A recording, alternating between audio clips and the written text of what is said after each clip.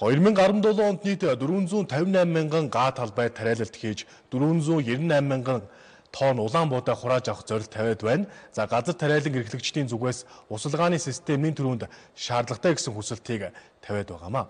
Тиймээс салбарын яам усалгааны системийг шинээр барих, сэргээн засварлах ажилд 30 сая долларын төсөл боловсруулж Азийн хөгжлийн банкнд хүргүүлсэн байна. Тодорхойлбол улсын хэмжээнд 381 мянган га талбайд улаан буудаа, 15 мянган гад төмөс, 8500 гад хүнсний ногоо, 23 мянган гад тижээлийн ургамал, 28 мянган гад тосны ургамал, 1000 гад жимсгэн тариална. Эрх намар 498 мянган тонн улаан буудаа, 166 мянган тонн төмөс, 102 мянган тонн хүнсний ногоо, 46 мянган тонн малын тижээл, 22 мянган тонн тосны ургамал тус хураан авах зорилт тавьсан байна. Энэ 2017 оны таврын тариалалтыг амжилттай зохион болгохын тулд яам бол бэлтгэл ажилд орсон явж байна.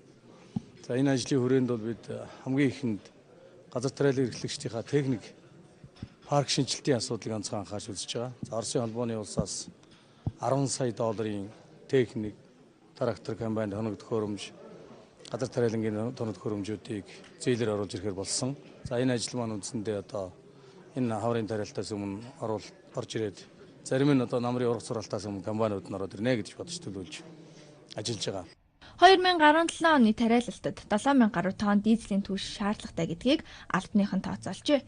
Тариаламжтад үрийн буудааг 30-40% хөнгөлөлтөө үнээр олгож байгаа юм.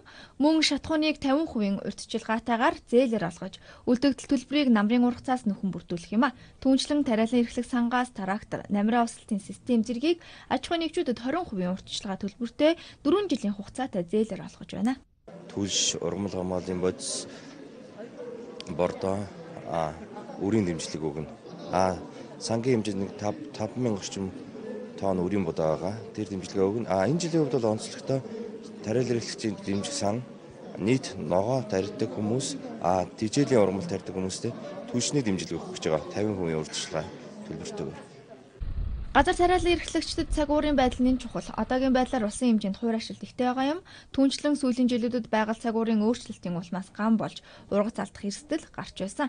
Тиймээс усалгаатай тариалангийн талбай бий болгох нь чухал. Энэ ч үүднээс бүгд найрамдах Хятад ард улсын засгийн газрын хөнгөлөлттэй зээлийн 24 сая Америк долларын хөрөнгөөр хөдөө аж ахуйн техник, усалгааны тоног төхөөрөмж худалдан авах ажлыг зохион байгуулж байгаа юм байна. Ер нь бол газар тариалан гэдэг бол ерөөсөө